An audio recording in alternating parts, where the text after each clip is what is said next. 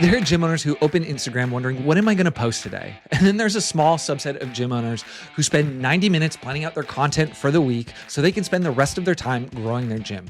Today, we're going to profile the latter because that's how you generate leads on autopilot. Most gym owners aren't lazy when it comes to content, they're just reactive.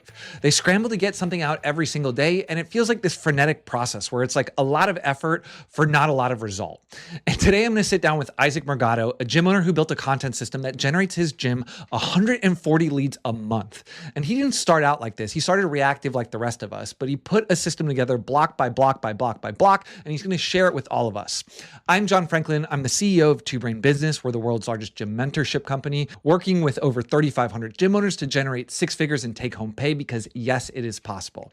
And today, Isaac's breaking down his full content system, what he posts, where he posts, when he posts, and how you can take that and make it your own. Let's get into it. Isaac, today we're going to break down the content system that you guys are using to get 5 times the amount of leads as the average gym. First, congratulations. And second, before you even speak, I'm going to read out what you guys are doing.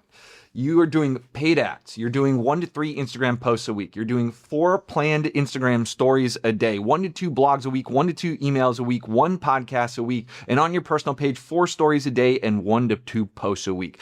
And before you click that X button, gym owner, know that he did not start out like this. So talk to me, man. That sounds like a mouthful. That sounds overwhelming. Like, where did you start? Yeah. So, and full transparency, that's something that's really been implemented probably within the last year. This hasn't been something that we've been doing forever.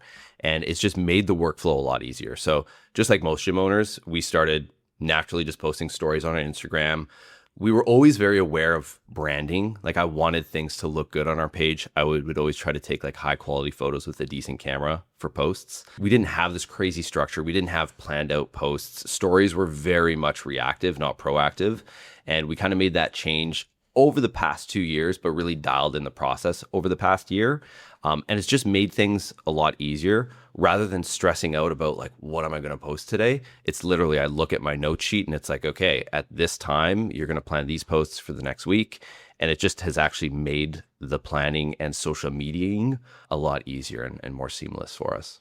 So we just rattled off a lot of platforms. What I'm hearing is Instagram is kind of like the centerpiece of what you do on both the organic and the paid side. For sure.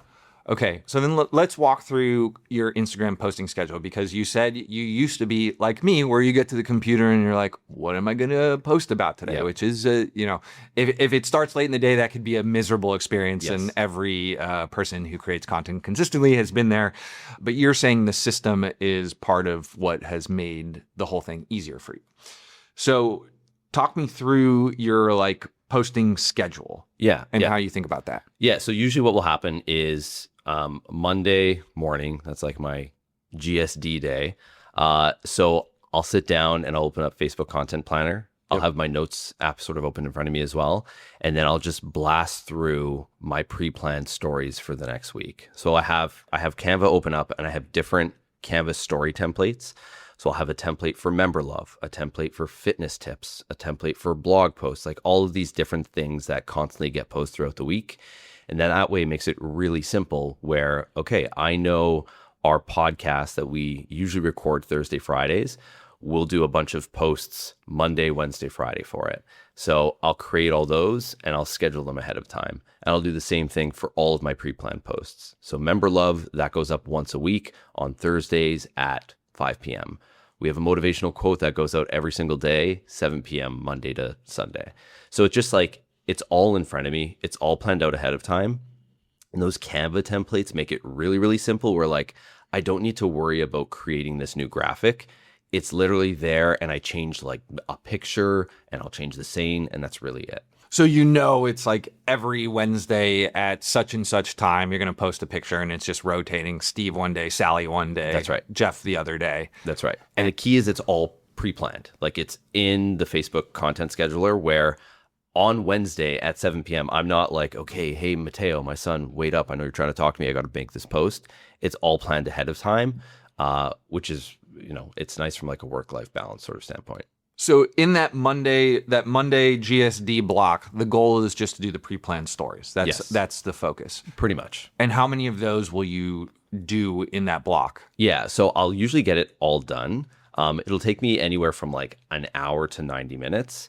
All done meaning the 4 a day for the entire week. Yes. Okay, so you'll bang out like 28 stories in Yes. hour, 2 hours? How long Yes. does that take? Yeah, about like 90 minutes. Okay. An hour to 90 minutes. Okay. Depending, like, if I have to create some new podcast clips, that might take a little bit longer, but that's all done through Opus Clips and AI, so it keeps things pretty simple. But yeah, like to create or to schedule all that content doesn't take that long. And because I have those templates, the creation side of things is fairly quick as well. And they're all static stories, or is any of that video? So the podcast, to get a little bit in the weeds here. So the nice thing about the content scheduler is you can put pre-planned links in there. Yep. I don't know if that's always been a thing, but I feel like it hasn't. So if I do a blog post, I can put a link that's going to link directly to the blog post on the website. But you can't put a link on a video. So what we've done to get around that is I'll have like a static image of myself and my co-host on the podcast. There'll be a link there. And then the next story will be a video that was created by Opus Clips. So, and I can't have a link on that one, but it's on the one before or the one after.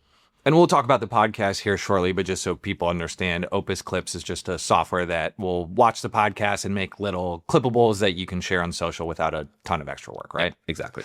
Okay, awesome. And so let's go through this. So you got the motivational quote that's every single day. Yes. And that's just, you're just ripping on the internet looking for something that you got a backlog somewhere. Pretty much, yeah. Like full transparency, we'll use ChatGPT for that. I have ones that I've created that I love. And then it's like, hey, can you give me some quotes like this? And then I'll just look through them and be like, that's really not us. This is us. So I always want to kind of feel like it's coming from our gym because we do have a voice that we speak with. Okay. And then fun educational reels. So that's just like, here's how to deadlift, here's how to fix your posture, here's how to whatever. Yep, exactly. Some of that, like we will do like a lot of fun games and stuff with our members. So we'll repost old reels from there as well. But we just try to keep things lighthearted to show the fun side of our gym as well. Not just like you got to come in and do a deadlift. It's, hey, come in and meet our coaches. Oop, I went into the reels there. So yeah, talk to me. You said it was, let's talk through the stories. So you got the podcast clips. Yep. You got the quotes. Yep. What are the other ones? The other buckets that you think through? Yeah. So fitness tips is one. Member love is another big one. Yep. So member love is literally just like highlighting one of our members, something cool that they've been doing. Yep. That is like very shareable content. Yep. Which is great. That's like free paid ads for us in a sense. Yep. And then we'll do blog posts, podcast clips that get sent. And then we'll have, I think you already said it, but like something fun, like fun reels. We're also playing around with new things as well, which would be like breaking myths and breaking beliefs. So we actually have, I think, a story that's up right now where it'll be like excuses that we commonly hear in sales meetings. So, I can't afford this. I don't have time for this. And then we have objections to, or we have things that we'll do to overcome those objections. So kind of like breaks that belief for some of those people. So you're pre-selling basically. 100%. And we have like 6 to 7 buckets that we're rotating through. You got it. And that's the story schedule. So it's done. You just crank all that out one go, and then we're good for stories. Yeah, that's all proactive. And then if there's reactive things, our coach wants to post whatever, people working out, or there's something funny at the gym, we'll do that as well. Okay, awesome. By the way, we created a free custom GPT that will audit your gym's Instagram and identify spots in your social presence that may be costing you leads. If you want to try it out, click the link below or scan this QR code and keep watching as we reveal the other mistakes and how to fix them. And then in terms of actual like feed posts, you said that is 2 to 3 a week on the gym page? Yeah, 1 to 3, usually 2 to 3. Okay. And how do you think about that? Is there a system there? Yeah, so that's been changing actually within the past month. So I've been a lot more consistent on like my personal brand on my page, Isaac.Morgado, shout out. But what we've done is, so we used to do like a lot of fun reels, and it would take forever to create that content, and the reach would be decent. But like, I don't know if we're really talking to our people. So we've kind of focused a little bit more on carousels lately. Yeah. And I think this was something that you were telling me, which like completely changed the way I create content, which is thinking like, what would be savable by people? Because that truly means that it's being impactful. So now when we're creating certain pieces of content, especially carousels or reels, it's like, what would actually cause someone to want to save this post? And then it's just a lot easier to think through that lens. So, one of our sort of niches is runners wanting to focus on strength. So it'll be like, hey, save this post if you want to learn the best 3 strength exercises for runners. And like those get a ton of saves, a ton of shares, brings a lot of people back to our page. And then reels would just be kind of like your general, whatever, this is how you deadlift. Here's some fun stuff. Also value-based though is what I'm hearing. Yeah. Because when you said like fun, you would do like the trending formats, that kind of thing. Yeah. Yeah. And you see those videos like pop off, like one will get really popular and then every type of gym will make it. Yeah. And sure. Yeah. You get 100,000 impressions, but does anybody buy? So really quick on that, sorry. So we, this was during like COVID times. We had a pretty decent TikTok following. Like we had over 55,000 followers on TikTok. And we were just doing a lot of these fun style videos, overrated, underrated, stuff like this. And we were obviously getting a ton of impressions, a ton of views, but that wasn't really converting to sales. So that there sort of changed our ideas of like, all right, I don't want to just have our Instagram full of these fun videos that aren't going to convert. We actually need to make sure we're talking to people, we're giving them valuable content that they want to save, and we're telling them about like what we actually do in our gym. Right, because fun's only one component when somebody signs up for a gym. Like you ultimately want to transform, and I want to know if I'm going to train at your gym, am I going to blow my back? What type of training you do? Can you actually help me? Do you know your stuff? And by shifting your content to stuff that's more value-based, more kind of the stuff you've picked up over the last 15 years in the industry, you're saying it's led to more dollars in your bank account, right? 100%. The fun stuff's great, so people see the culture of our gym, and it kind of weeds people out of like, they look at the stuff we're posting, like, that's really not my style. That's totally cool. I'm sure there's another gym out there for you. So it kind of does help us weed out and find our like perfect seed clients. So value-based content. And again, ideas for this, guys, it's kind of just answering questions that you get from your prospects or displaying like something comes up over and over and over in sales consultations or questions people have, like you're kind of addressing those, right? Exactly. Yeah. Okay. So I'll meet with our sales guys, Luke, and I'll just ask him like, hey, what are some of the biggest questions that you're getting right now consistently over the past, whatever, month, 2 months? And then based off of what he tells me, I'll go and create some content specific for that. Okay. And is that batched? Like, do you have I'm going to film this week, or since it's 1 to 3, it's just kind of, you can do that off the cuff? It's some days it's batched, but to be honest, that's something we can definitely be better at. I find because we're not doing as much reels or video content, it is a lot easier to just create, a story, like a text-based story or a carousel to those specific things. So it kind of does save me time in that sense. So yeah, but like we don't do too much batching of video content right now. And then you personally, you have a 4 story a day cadence, as well as you said you're a little more active. So 2 to 3 feed posts. Yeah. So my personal page definitely isn't as proactive. Mine's a lot more reactive because I want it to be more of, hey, get to know me and how my day rolls, not like so regimented where I find like that's more so for the gym, for a business. So my posts aren't as planned, but I do have a bit of a cadence when it comes to my feed posts. So I always try to do like some sort of value-based carousel, something that's going to get people to save. I'm always going to do something community-based, and then I'll always do something with like a bigger group. So I run quite a few free community events. Like we do a Track Tuesday. Run clubs are so in right now. Run clubs, yeah. We've been doing it before. It was cool. But yeah, we get about like 50 to 100 people at our Track Tuesdays. Yeah. So I'll post pictures of that, and that gets a ton of reach. I collaborate with that on our Run Club page, sometimes on our Movement Strength page as well, which kind of just helps drive eyeballs to all those different places.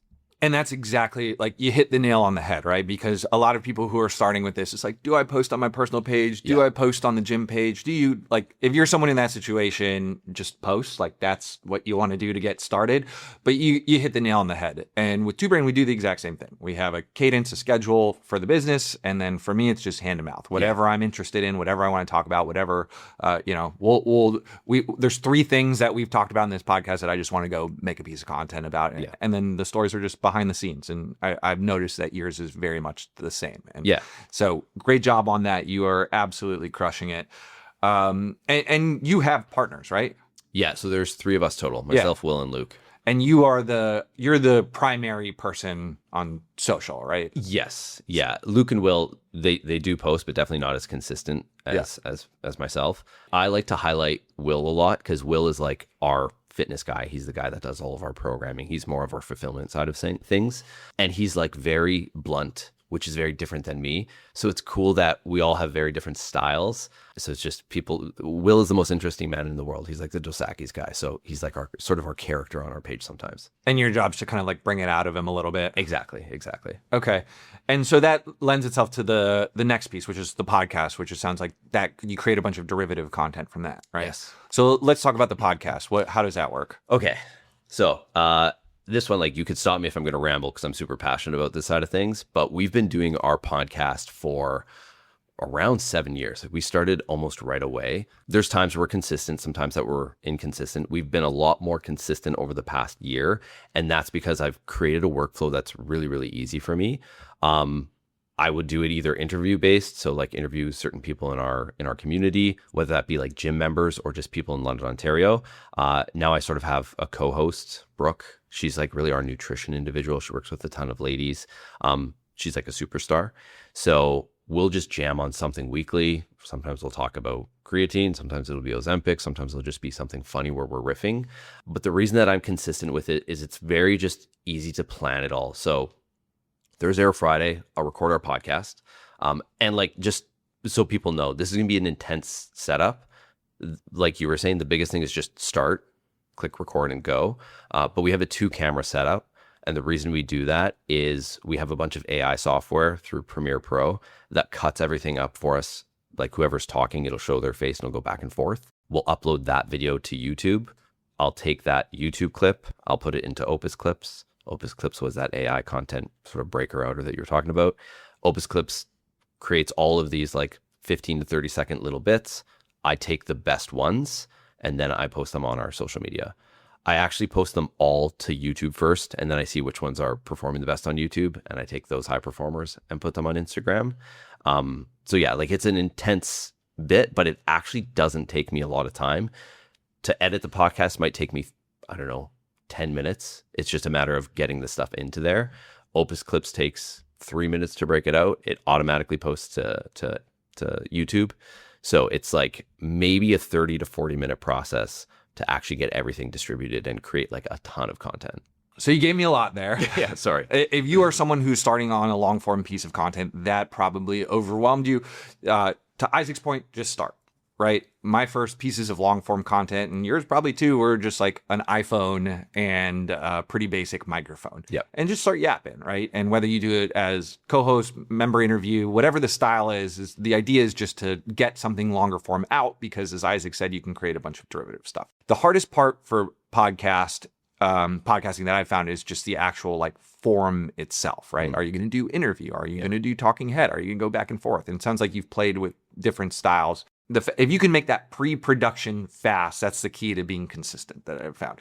So are you planning like, oh, this week we're going to talk about Ozempic and we're going to interview so-and-so, or is that what your co-host Brooke handles? No, so we'll have certain things that we'll hit on every year, right? So like a month ago, we know summer's coming. So we have like how to get shredded for the summer. And that's not our brand at all. So like that brings eyeballs. Like, what the heck are these guys talking about? And then we literally just talk about like eating balanced food. But oftentimes what I'll do as well is I'll go into, so I use a lot of different AI platforms. I'll go into Grok just because Grok can pull kind of what's happening in the moment.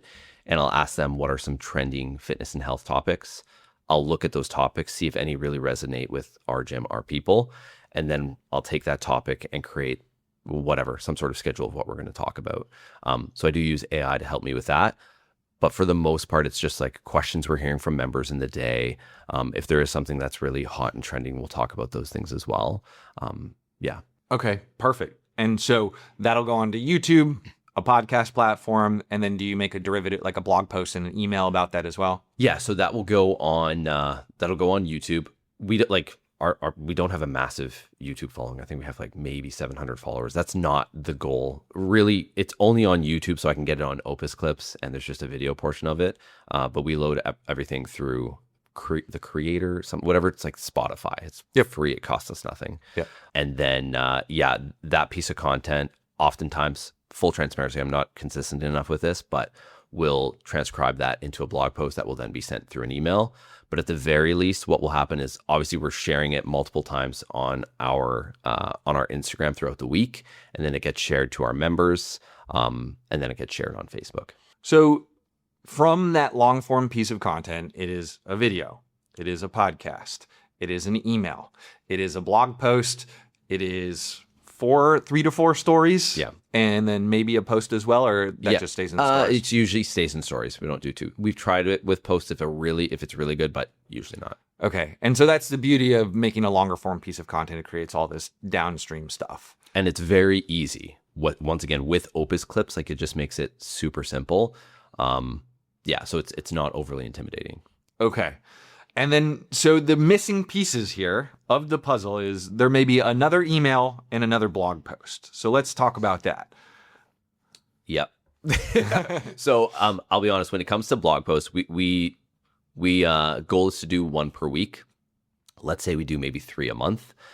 What we've found, or what I've found, is it's like I create a blog post just to have another kind of fishing pole out into the water. But in terms of long form content, if I had to choose between blog or podcast, I'm just much more comfortable on a podcast. That's kind of where I put more of my energy. But a blog post is just, it's something that we've had a few pop off. I did one about a hernia. Like I had an umbilical hernia, and it was so specific, and it got like 700 opens. And I'm like, we've never, like, our blogs are like 1 or 5 people will read them. So there is something there, like they can have some reach, but it's definitely not a massive focus we have. It is an area of opportunity. And then with emails, it's the same thing. We have a massive email list because we do a ton of paid ads as well, which drive a lot of traffic back into our CRM. But yeah, we send about an email per week.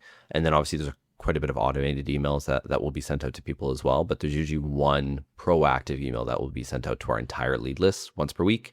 And then we speak directly to our members around once every 2 weeks. So that we've covered it all. So it sounds like we've covered all the organic. We'll go to the paid next. Yeah. But it sounds like the center pieces of the strategy are the 1 long form piece. So for you, it's a podcast. For others, it can be like a talking head video. So that seems to be like if you were to do one thing, that would be the one. Yep. And then the secondary piece is that 90-minute sprint you have on Monday morning to put out 28 stories. So you're always popping up on people's stories, right? Yep. So those 2 things are kind of the things that most bang for your buck. For sure. Sure. And I'm starting to realize personal brand might even be above those 2 things, because just right now I'm getting a lot more eyeballs on my personal brand. So if I focus on that and drive people back to our business, that just helps as well. 100%. I would do a personal brand before a gym Instagram. But yeah, so from the gym standpoint, and then personal brand is just, showing the work. Yes, exactly. Right. Okay. Perfect. And if we had to put a time spent on all this big pile of stuff, how much time are you spending a week on this? I mean, realistically, I would probably say, I know this is a big range, but 5 to 10 hours. Mm-hmm. I think it can be done faster, but because it's the main portion of my job, I'm blessed to have partners that take care of other parts of the business. I can spend more time there. And, if I wanted to spend even more than 10 hours per week, I definitely can. But the more of a system you have, the more like it's really spelled out for you, the faster that you can make all that stuff happen. So if you're like, how the heck are you doing this in 5 or 10 hours? It's probably because you don't really have a system in place, and you're spending hours just guessing what you're going to post, whereas something just tells me exactly what I need to post. And that will produce about 70 qualified leads for the organic piece a month? Yep. Every month? Yeah. Okay. And what do you consider to be like a lead?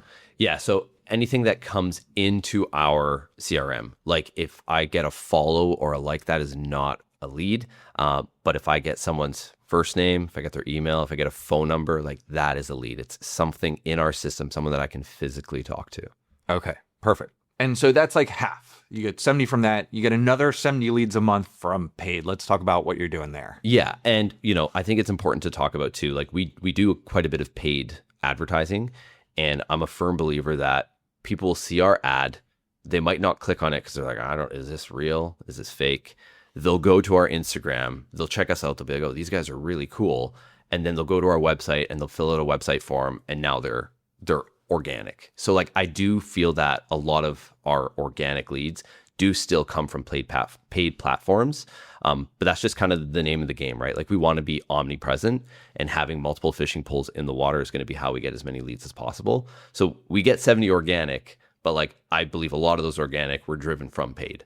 Right. But you give yourself opportunities to pop up, right? So they may see an 1000%. ad, the logo, they're not going to interact with it, but through one of these other 50, 60 pieces of derivative content you're making every single week, you're just giving yourself opportunities for that person to raise their hand. Organic content is making us credible. So, if I was starting a gym, I'm not necessarily going to just start with paid ads. I want to make sure I have a place where they can come and see us and see that we're real people. Yeah. So for paid ads, we mainly go through Facebook. So Facebook, Instagram, and Google.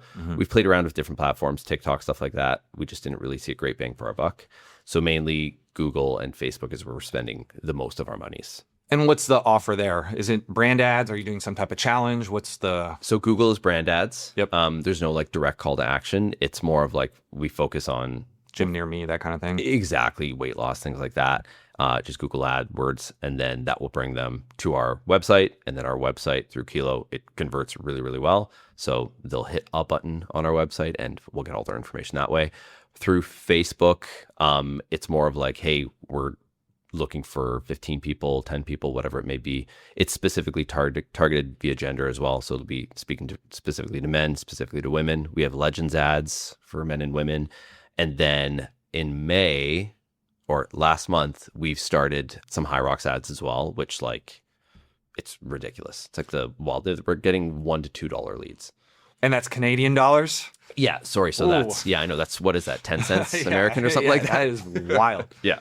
And you have a huge advantage because you're a brand, you run clubs and you're like a Lulu ambassador and you're kind of like known for that in your town. So you kind of have like a little bit of an edge. For sure. For sure. So yeah, I think last month we had around 40 to 50 leads come through Hyrox.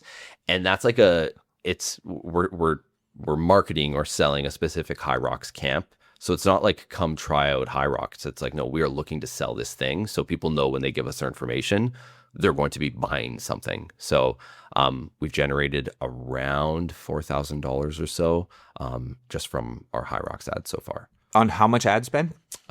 We were spending, I think it was around $80 last month. $80 generated $4,000. Yeah.